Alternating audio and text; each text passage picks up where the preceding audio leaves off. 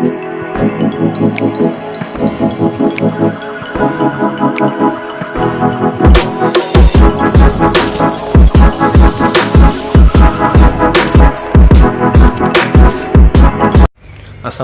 warahmatullahi wabarakatuh. Hello everyone, have a nice day and always be healthy. My name Maulana Yusuf Hadi Santoso from the Morning Management Class B Regular Semester 2 with number 19210315 from Mahardika High School of Economics. This time I will discuss a topic about Indonesia. And before we go to the topic, let's watch the following video.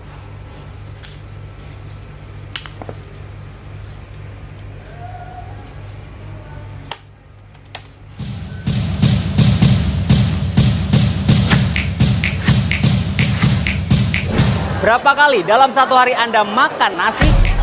Aku 5 kali. 5 kali. Oh, itu kapan aja tuh? Pagi, siang, sore, sore jam 7, kadang malam aku makan lagi. Tapi aku nggak suka nyemil, aku lebih suka nasi. Sekitar 2 atau 3 lah. Kapan aja? Siang malam. Sekali. Karena malam udah mengurangi nasi aja sih, biar nggak gendut sebenarnya.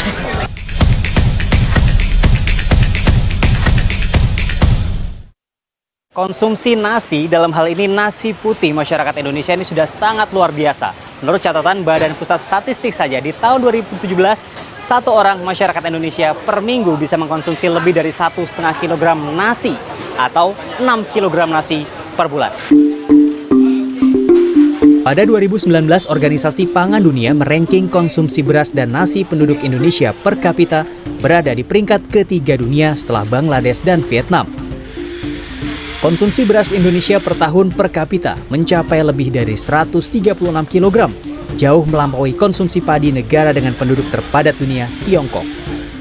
Jumlah konsumsi beras yang tinggi di Indonesia tidak lepas dari sejarah bangsa ini. Tanaman padi tercatat mulai ada sepanjang sejarah bangsa ini.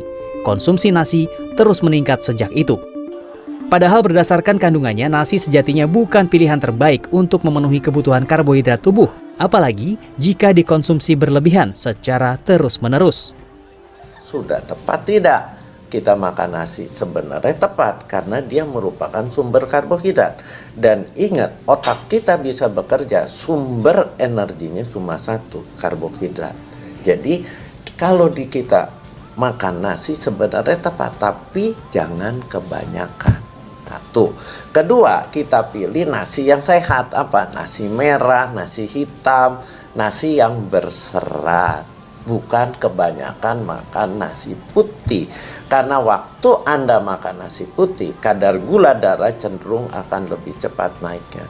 Beresiko kena penyakit diabetes mellitus, kencing manis. Dan orang yang makan nasi putih banyak punya kecenderungan akan kegemukan. Itu baru dari sisi kesehatan. Konsumsi beras dan nasi berlebih masyarakat Indonesia juga mengancam ketahanan dan kedaulatan pangan. Sebagai makanan pokok bangsa ini, selisih produksi beras terlalu tipis dibanding dengan konsumsinya. Belum lagi persoalan krisis lahan pertanian. Jumlah areal persawahan terus menyusut, tergerus properti juga industri. Kondisi ini berimbas pada terus berkurangnya jumlah petani. Regenerasi petani stagnan dan menjadi salah satu profesi yang terancam punah. Dengan kompleksitas ini, pemerintah terpaksa melakukan impor untuk menutup selisih produksi dan konsumsi nasi putih dengan mengimpor beras setiap tahun. Ketergantungan masyarakat Indonesia dengan nasi putih dan beras ini memang sangat tinggi.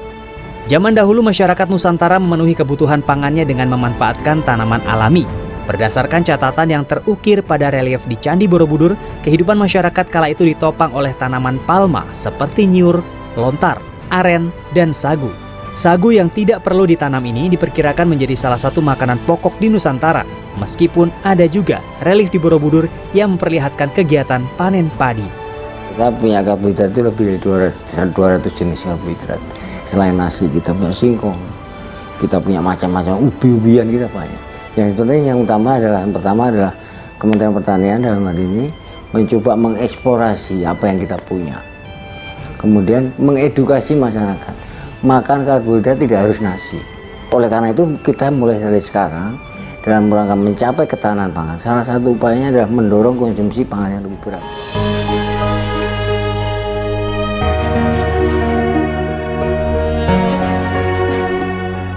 Pilihan makanan pokok pengganti nasi sebenarnya sudah sangat banyak tersedia.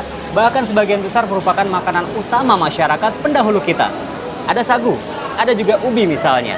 Jadi kalau ada pertanyaan bisakah kita mengganti nasi? Sangat bisa. Bahkan tidak hanya untuk memenuhi kebutuhan gizi kita sehari-hari, tapi juga untuk menjaga dan menjamin ketahanan juga kedaulatan pangan nasional. Selamat Hari Gizi, Tim Liputan CNN Indonesia. From the news, described that the rice has blood meat for all Indonesian communities. According to Statistics Center recording, in 2017, one Indonesian citizen can be consume more than 1.5 kilograms of rice or 6 kilograms of rice in a month.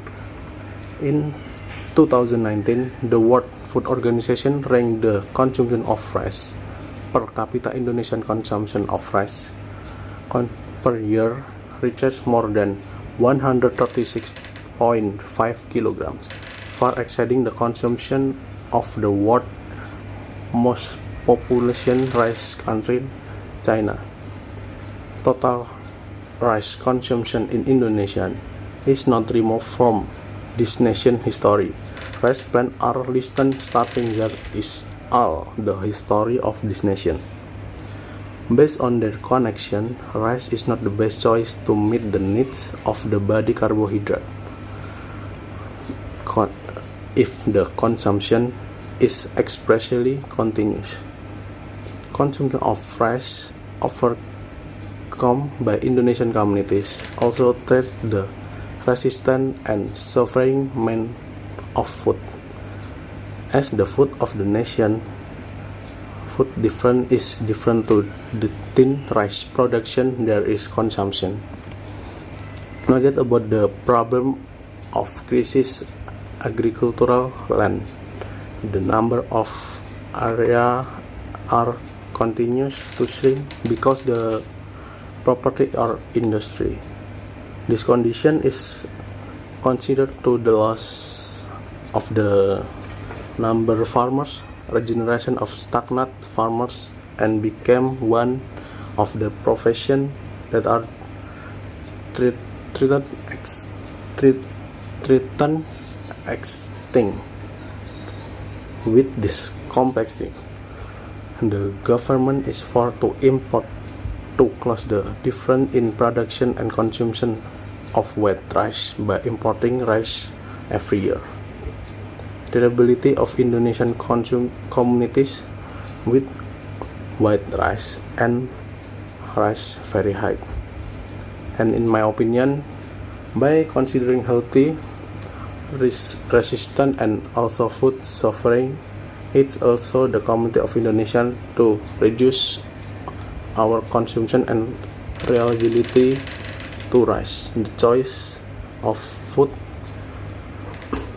replacement actually had been very much available, even mostly is the main food of our peoples. Cannoli. There is sagu and sweet, for example. This can just meet our nutrition need only, but can anyway